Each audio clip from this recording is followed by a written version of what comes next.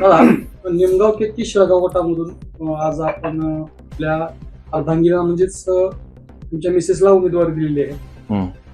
कशी तयारी आहे आणि जनतेचा रिस्पॉन्स कसा आहे? रिस्पॉन्स एकदम चांगला आहे. आपण शिवसेना, मनसे आणि रासपच्या वतीनं उमेदवारी दिलेली आणि प्रतिक्रिया लोकांची चांगली आहे. काही विकासाचे मुद्दे घेऊन तुम्ही जनतेसमोर जाणार? भरपूर. आता विकासच नाही काही. ह्या तुम्ही जर बघितलं तर 22 गावाच्या पाण्यापासून कॅनलला आत्ता सध्या सुद्धा काय पाण्याची पंचायत आहे. भरपूर प्रश्न आहेत. बांधाऱ्याचा प्रश्न आहे, वीरवस्तीवरच्या रस्त्याचा प्रश्न आहे, कारंडी वस्ती रस्त्याचा प्रश्न आहे. सगळे विकासाचे मुद्दे म्हणजे ह्यात इथं कुठेही विकास झालेला नाही, नुसतं नाव आहे विकास, बाकी काय नाही. त्याच मुद्द्यांवर आपण निवडणूक लढवतो. गेल्या अनेक दिवसांपासून या ठिकाणी कृषी मंत्री दत्तात्रय भरणे यांच्या माध्यमातून अनेक सभांमध्ये सांगितलं जाते की मी लाखो रुपयाचा निधी इंदापूर तालुक्यासाठी आणलेला आहे आणि तुम्ही म्हणताय विकास झाला नाही. नाही, विकास झाला, पण फक्त ठराविक लोकांचा झाला, कॉन्ट्रॅक्टर लोकांचा विकास झाला. म्हणजे बाकी झाला. हा, मला त्या गँगचा विकास झाला. बरं, लाडकी बहीण पैसे येत नाहीत आता सध्या, बऱ्याच जणांचे ते प्रश्न आहे. तर त्याबद्दल तुम्ही काय भूमिका घेणार? काय घ्या ना, आता आचारसंहिता झाली, निवडणूक संपली ना, त्याच्यावरती आम्ही मोठा आवाज उठवणार होतो. बऱ्याच जणांचे, अनेक लोकांच्या, अनेक महिलांच्या इतक्या तक्रारी आहेत. जवळपास 50% महिलांचे जरी म्हटलं तरी पैसे बंद झालेले त्याचे. तुम्ही मतदारसंघात केवायसीचे कॅम्प वगैरे लावणार का? हो, नक्की लावणार. माझी उमेदवार जी आता आहे जिल्हा परिषदेची, माझी पत्नी, ती उच्च शिक्षित आहे, डॉक्टर आहे. त्या माध्यमातून आपण आधी कामं केलेले आहेत, नवरात्रीमध्ये कार्यक्रम घेतलेले आहेत. आपण ह्या पुढे तेच कार्यक्रम चांगल्या प्रकारे राबवणार आहे. एका बाजूला 2 राष्ट्रवादी एकत्र झाले, दुसऱ्या बाजूला भाजप सारखा बलाढ्य पक्ष आहे. कसं बघताय निवडणुकीकडे तुम्ही? कोणीही बलाढ्य नाही, बलाढ्य फक्त जनता आहे, मतदार बलाढ्य आहे. त्यांच्या हातात, त्यांनीच ही निवडणूक हातात घेतलेली आहे. त्यांना ह्या सगळ्या कोणी कोणाबरोबर जाते, कधी राष्ट्रवादी होते, कधी कृष्णा आघाडी, भीमा काय नावाच्या आघाडी तयार होते, त्या एका रात्रीत त्या मोडतात.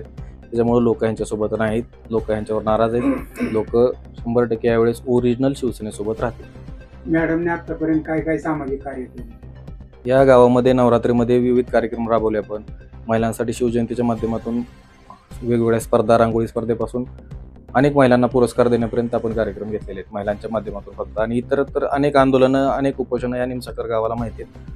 भरपूर आंदोलनं आणि विकास कामं आपण, म्हणजे विकासाच्या मुद्द्यांवरती भरपूर आंदोलनं आपण केलेली आहेत. आपण बोलताना असं म्हणालात की मॅडम डॉक्टर वगैरे आहेत. जर समजा कदाचित जनतेने त्यांना निवडून दिलं तर मग प्राधान्य तुम्ही विकास कामांसाठी जनतेच्या, म्हणजे तुम्ही निवडून दिलेल्या पदाला देणार, डॉक्टर की पेशा देणार?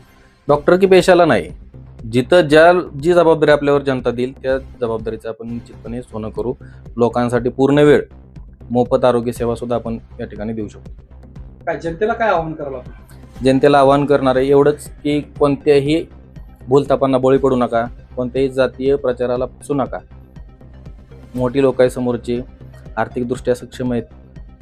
याआधीही 3 वेळेस आपण त्यांना संधी दिलेली आहे, पण त्यांनी फक्त मतापुरतं ह्या निमसागर किंवा ह्या परिसरामध्ये येतात. इतर वेळेस ते कधीही दिसत नाहीत. आजपर्यंतचा तो इतिहास आहे की यापूर्वीच्या कोणताही जिल्हा परिषद सदस्य किंवा पंचायत समितीचा असू द्या, इथं कोणालाही आठवत सुद्धा नाही. एवढं अत्यंत खराब काम या लोकांनी केले. त्यांनाच पुढच्या पिढींना संधी मिळत जाते. सर्वसामान्य घरातील एक उमेदवार आहे, कोणतीही राजकीय पार्श्वभूमी नाही. त्याच्यामुळे आम्हाला अपेक्षा आहे की लोक यावेळेस आम्हाला संधी देतील.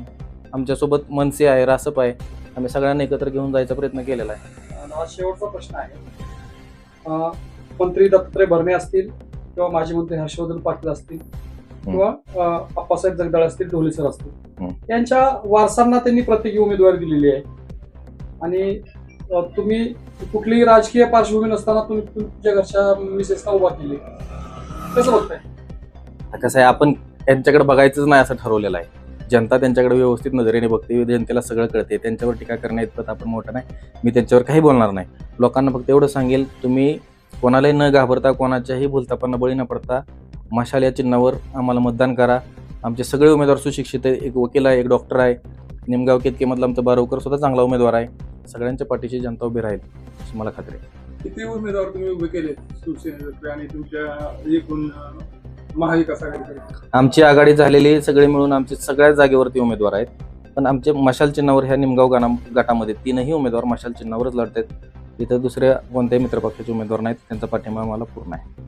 तुम्हाला जर निवडून दिलं तर निमगाव जिल्हा परिषद गटातून तुम्ही काय काय प्रामुख्याने कामं करणार? रस्त्याचे सगळ्यात महत्त्वाची कामं आहेत रस्त्याची, पाण्याची आणि बाकी मग शिक्षणाच्या वगैरे आरोग्याच्या सुविधा आम्ही द्यायचा प्रयत्न करू. धन्यवाद. धन्यवाद. महाराष्ट्र पोलीस न्यूज 24 साठी पुणे जिल्हा प्रतिनिधी शिवाजी पवार.